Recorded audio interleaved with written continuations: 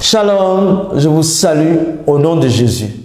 Bienvenue à notre programme Vérité Réalité, 37e épisode. Que le Seigneur vous garde en bonne santé en cette fin d'année.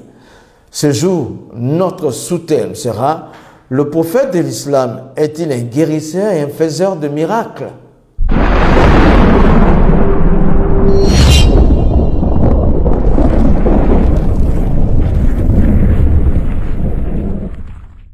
Le prophète de l'islam est-il un guérisseur et un faiseur de miracles? C'est avec l'aide de Jésus-Christ par le Saint-Esprit, sans oublier nos partenaires Royaume Vie Média et toutes nos églises, La Bonne Voix et la radio JLC et aussi mon épouse Maïmouna, la plus belle. Donc, encore bienvenue. Nous allons donc tout de suite attaqué par un hadith sahih. Bukhari 22, 17, médecine. Un homme vint trouver le prophète de l'islam, lui disant « Mon frère a des maux de ventre ». Et le prophète de l'islam lui dit « Il faut lui dire de prendre du miel ». Il s'en alla et fit ainsi. Revint dire au prophète de l'islam, après 3 essais, il lui dit « L'état de mon frère s'est empiré. » Et le prophète de l'islam qui lui répond, Allah a dit vrai et le ventre de ton frère a dit mensonge. Je fais la remarque ici en disant qui a inspiré le prophète de l'islam. Nous savons que le miel fait du bien. Ah, ouais, le miel a un avantage. Oui, c'est vrai. Mais dans la sourate 16, le verset 69, le Coran fait mention de quelque chose. Allah dit aux abeilles, nourrissez-vous de fruits et un liquide coulera de vos ventres pour faire un remède.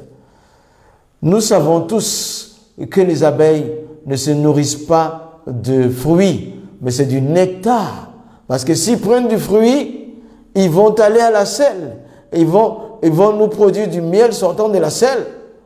Non, ce n'est pas vrai. Ça, c'est le Dieu Allah, le Dieu de l'islam, qui ne connaît même pas comment vivent les animaux, ces créatures. Donc, nous passons dessus. Pourtant, Mohammed, le prophète de l'islam, il lui est demandé, dans la sourate 10, verset 20, la population qu'il essayait d'islamiser lui dit « Que ne fait-on descendre sur lui, Mohammed, un miracle de son Seigneur ?» La population là donc exigeait un miracle de la part de Mohammed. Il ne pouvait pas en produire. La réponse nous vient de Bukhari, le volume 6, numéro 504. Mohammed, donc, il nous est rapporté qu'il a répondu « Ce que j'ai reçu, c'est l'inspiration. » Ça, c'est son miracle.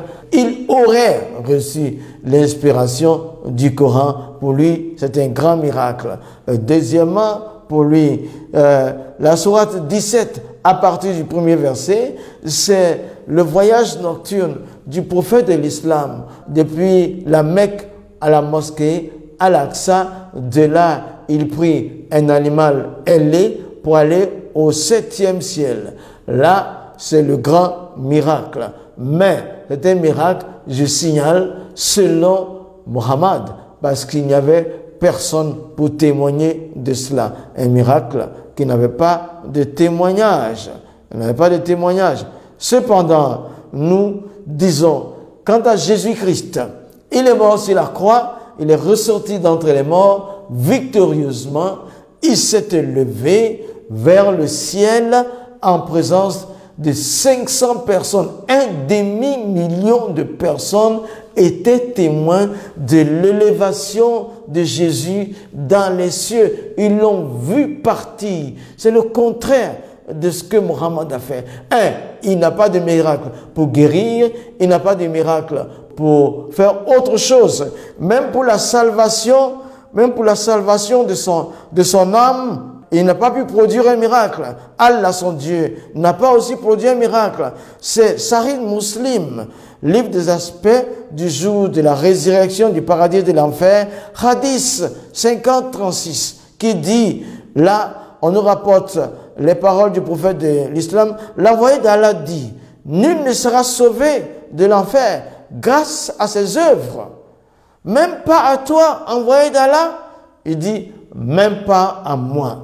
Je ne sais pas si je serai sauvé. Voilà, le miracle de la salvation n'est pas une réalité prodisible par Allah et Mohammed, ni le miracle de la guérison, ni des miracles autrement. Mais cependant, Jésus-Christ, dans Matthieu 15, verset 29 à 31, c'est une cascade de miracles. La foule qui vint vers Jésus avec des aveugles, des muets, des estropiés et beaucoup d'autres malades.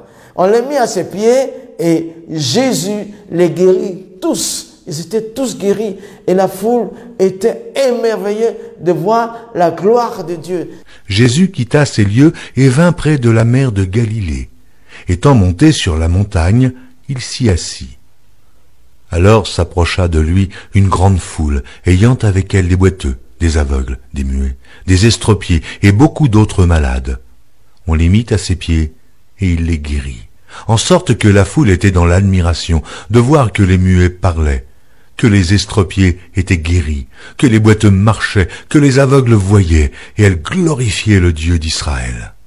Ça, c'est un prophète, ça, c'est Dieu devenu un homme, ça, c'est le Fils de Dieu, ça, c'est le roi des rois, c'est lui qui guérit, qui produit tous les miracles, le miracle de la salvation, du salut. Comment un homme voleur peut être lavé de ses péchés et aller au paradis. Le premier qui est entré au paradis, c'était un brigand. Oui, Jésus fait le miracle de le laver par son sang, par la puissance de la salvation, ce qui n'est pas dans le Coran. Donc, Mohammed a été un prophète incapable de produire une guérison, de produire un miracle.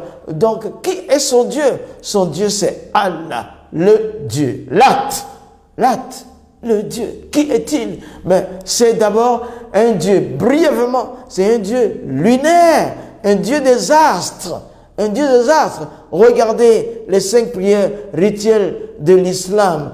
Avant le lever du soleil, il faut adorer Allah. Il faut adorer là.